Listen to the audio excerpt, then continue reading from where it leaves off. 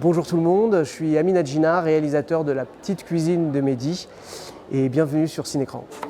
Maman, pourquoi tu m'as jamais appris à cuisiner les plats algériens? Toi, pourquoi tu m'as jamais invité dans ton restaurant? Vous êtes la sœur de Mehdi. Non mais depuis le temps que je voulais te rencontrer. Mon frère nous cache, hein. Il a honte de nous. C'est l'histoire d'un cuisinier qui est en couple avec Léa. Ils sont tous les deux passionnés de restauration, bistronomie notamment, et ils envisagent tous les deux de racheter le restaurant dans lequel lui il travaille. Léa n'a jamais rencontré sa famille parce que le personnage principal, Mehdi, il a toujours compartimenté sa vie familiale d'un côté, sa vie amoureuse de l'autre. Je viens avec toi dimanche, Mehdi. C'est impossible, il y aura la famille, il y aura les amis de ma mère et tout. C'est bien, comme ça je rencontre tout le monde. C'est compliqué, ma mère. Elle est au courant pour nous? Le cinéma était premier chez moi. Je suis vraiment arrivé au théâtre par le jeu. C'est-à-dire que j'ai fait une formation d'acteur, et notamment en passant par les écoles nationales d'art dramatique. Et dans ce cadre-là, j'ai commencé à écrire pour le théâtre. Mais le cinéma, ça a toujours été mon désir premier. J'avais cette histoire qui me trottait dans la tête depuis un moment, d'un garçon qui n'arrive pas à présenter sa mère à sa copine, à sa famille. C'est plein de situations et c'est vraiment un langage, un vocabulaire qui appelle le cinéma beaucoup plus que le théâtre. Pour moi, le théâtre, on est vraiment dans l'endroit de la pensée, alors que le cinéma, on est à la fois dans les situations, dans la mise en jeu, dans le réalisme par moment, dans celui que j'avais envie de faire. Cette histoire-là, j'aurais pas pu la raconter au théâtre. Tiens, goûte-moi ça. Mais je vais pas... Allez.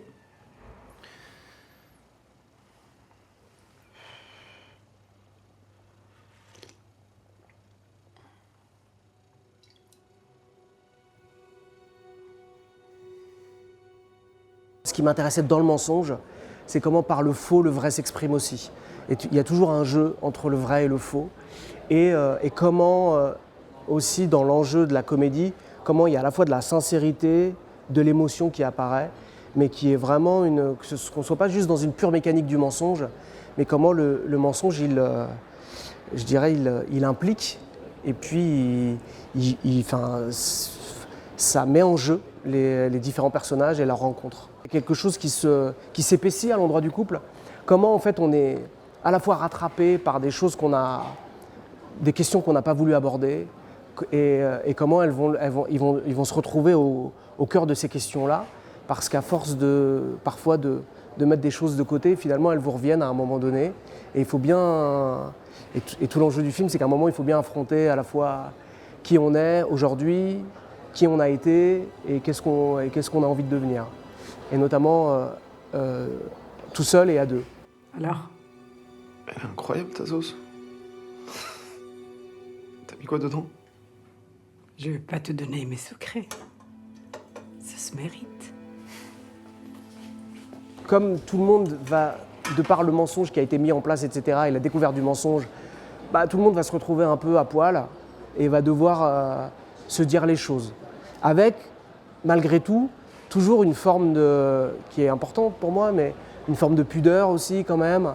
Enfin, tout n'est pas résolu, mais en même temps quelque chose s'est dit, d'important. Super bon. Et doucement, hein. Dis, c'est quoi le problème avec ta mère? Comment tu sais? Comment je sais, c'est le métier, Habibi. En vrai, c'est simple, c'est que... Soit je présente ma copine à ma mère et je la tue. Soit je la présente pas et ma copine me quitte. Il y a beaucoup de moi dans le personnage de Mehdi, mais il y a beaucoup de moi dans pas mal de personnages, parce que moi je suis franco-algérien, et évidemment je suis traversé par toutes ces questions-là. C'est toujours un peu comme ça, quoi. On met un peu de soi un peu partout, et en même temps il y a une distance, parce que moi je crois beaucoup en la fiction, et donc c'est vraiment... j'ai écrit une histoire qui est vraiment inventée pour le coup. Et pourquoi tu lui présentes pas ta copine? Elle est moche ou quoi? Pas du tout, elle est hyper... C'est juste parce que ma mère, tu sais, elle rêve que je sois avec une Algérienne, elle a peur pour la culture. Bah, elle a raison. Regarde, un cuisinier algérien qui ne sait même pas faire de couscous, la base de la base. Pour moi, la cuisine, au-delà de la question de ce qu'on mange, la cuisine, c'est toujours la transmission d'une mémoire, d'un héritage. Et donc, là où vient le confronter Souila et ce qu'il n'avait pas prévu d'ailleurs, le Mehdi, c'est qu'elle vient le confronter à l'endroit de sa part manquante.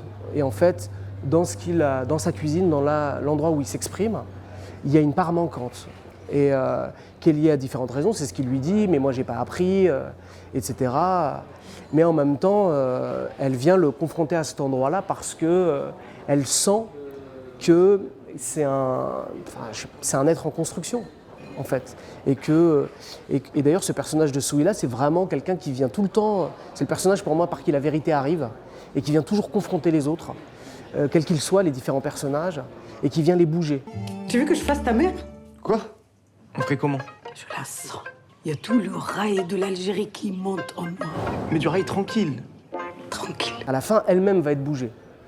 Parce que justement, dans ce rôle de mère, de fausse mère, elle va se prendre au jeu et il va aussi lui arriver quelque chose qu'elle n'avait pas prévu. Elle est très en verve, etc. Mais effectivement, il y a de la solitude aussi chez elle. Et cet attachement avec Mehdi, il y a comme une famille qui s'est construite, qui s'est nouée. Et puis pas qu'avec Mehdi, avec Léa, etc. Donc il y a vraiment effectivement l'endroit du sensible. Et ça, c'était hyper important, à la fois dans l'écriture et puis dans le jeu, dans ce qu'on a travaillé avec Yamabas, qui a été vraiment incroyable parce qu'à la fois elle amène l'humour et en même temps la profondeur au personnage. Et parce que j'avais vraiment envie, en tout cas, qu'on joue sur les deux tableaux. J'arrête 2 secondes. C'est quoi cette tenue là? Je suis en train de te faire une mère haut de gamme. Leïla! C'est Léa! Leïla! La comédie, elle naît de la situation. Elle n'est pas de la production d'une forme d'exagération. Après, je dirais que c'est comme la question de la cuisine, en fait. C'est-à-dire que ce qui est tissé tout du long, c'est la question de l'exil. Et donc, ça produit forcément une mélancolie. Et puis après, la question de la cuisine aussi, comme elle est tissée comme ça en filigrane, en fait, elle travaille aussi la question de la mémoire, quoi. Et donc, dès qu'on manipule ces notions-là, de l'exil, de la mémoire, ça amène forcément une sorte de mélancolie et qui fait que, je suis content que vous l'ayez ressenti en tout cas, mais qui est vraiment je dirais comme ça, qui est saupoudrée tout du long, un petit peu, et qui arrive par touche, et notamment par le rôle de cette mère. Avec moi, tout est possible. T'es un grand malade. Mais qui fait ça, sérieux? Je suis en train de résoudre le truc là. Younes, c'est vraiment quelqu'un, moi je l'avais vu jouer dans la série Drôle, j'avais vu aussi des films qu'il avait fait, mais après on s'est vraiment rencontrés en casting. Et c'est suite à cette rencontre qu'après j'ai rencontré plusieurs comédiennes et j'ai choisi Clara à la fois parce que ce qu'elle apportait, à la fois dans le jeu, dans la liberté qu'elle a dans le jeu, l'humour aussi qu'elle avait, et aussi surtout par la rencontre qu'il y avait entre les deux, et qui faisait que, je l'ai nommé tout à l'heure, mais l'envie d'avoir un couple moderne en fait. Vraiment un couple où on ne se pose pas la question de leur amour et de la sincérité de leur amour. Et puis, donc il y a vraiment cette dimension-là pour le couple. Vous l'avez su tout de suite qu'elle fréquentait des hommes pour gagner sa vie ou vous l'avez découvert après? De quoi? T'as craqué ou quoi? Je créais des suspens dans ta vie. Yamabas, ça a été... en fait, j'ai vu le film qu'a fait sa fille, Bye Bye Tibériade, Lina Swalem. Et en fait, quand je l'ai vue dans ce film, je me suis dit, c'est elle, le personnage, donc je lui ai proposé. Et justement, je voulais lui proposer un peu à contre-emploi. Après, elle a déjà fait des comédies, mais ce rôle-là, en tout cas, en l'occurrence, un peu différent. Et elle a tout de suite accepté, donc ça, j'étais ravi. Elle ressemble pas vraiment à ce que tu me disais, non? Après, il y a eu Gustave Kervern et toutes les sœurs, la mère, celle qui joue la mère aussi, que j'avais vue, qui avait fait une petite apparition dans Sage-femme de Léa Fener. Et c'est comme ça que je l'avais repérée. Je me suis dit, c'est qui est cette dame? Parce que j'arrivais pas à trouver la mère.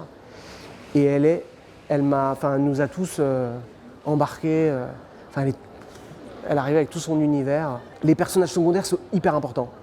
À la fois tous les personnages féminins, l'ami Biranba, les parents de Léa avec Laurence Stocker et Agathe Braun, Gustave Kervern qui fait le patron du bistrot. Enfin, et c'était ça dans l'écriture, c'était un enjeu important que même quand ceux qui n'apparaissent pas beaucoup, qu'il y a un enjeu qui est vraiment quelque chose à jouer, que ce soit pas du tout faire valoir.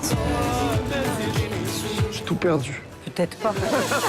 On a travaillé avec Sébastien Gopfer et pour le coup, il y a eu une vraie rencontre avec le chef opérateur. Donc j'avais tout de suite envie d'une lumière chaude avec des couleurs chaudes parce que il y a déjà on a le cinéma d'Almodovar qui était dans un coin pas loin sur la question des couleurs, c'est-à-dire que l'agencement, en fait, je ne sais pas comment dire, mais l'esthétique, c'est un endroit politique et c'est un endroit artistique. Enfin, pour moi, en tout cas, c'est toujours des corps dans un espace.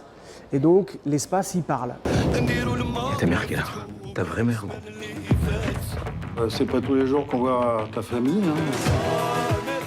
Et c'est quand même un film où c'est des lieux qui ne se parlent pas non plus. Le bistrot, il ne dialogue pas avec le bar, la maison des parents, ça ne dialogue pas avec l'appartement de Fatima.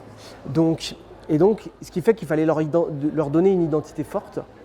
Donc ça, il y a eu tout un travail, et même avec le décorateur, avec les costumes, pour soigner à la fois la question des palettes de couleurs, le rouge. Enfin, il y a des séquences où, par le chaud, on travaille jusque les cheveux de Clara, avec les petites serviettes qui sont orange, marron-orange, le mur qui est rouge. Enfin, il y a vraiment comme une gamme comme ça de colorimétrie, quoi. Et puis l'intérieur de chez la mère, ça, c'est pour le coup, c'était vraiment revendiqué, c'est-à-dire de me dire, l'intérieur, il est baroque. Parce que moi, j'ai connu des intérieurs baroques et que ces appartements dans les quartiers populaires, c'est pas que des appartements où la pauvreté est terne, pauvreté apparente, etc. Non, en fait, malgré le manque de moyens, il y a beaucoup d'appartements qui sont très soignés. Et donc, j'avais envie de montrer cet éclat, le doré partout. Et ça, pour le coup, c'était une envie de raconter autre chose, de montrer. Et la première image de la mère, elle est en majesté.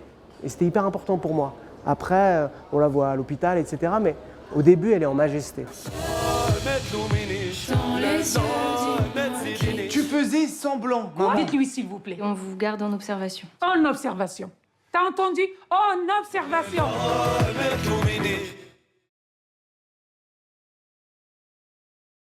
Le premier long, c'est toujours un peu particulier parce que souvent on dit que dans les premiers films, il y a déjà tous les sujets un peu qu'on va aborder sont en germe. Ce qui est sûr, c'est que moi j'ai plein d'histoires en tête mais que celui-là, je trouve que c'est le plus juste pour commencer mon parcours dans le cinéma parce que je compte bien en faire d'autres.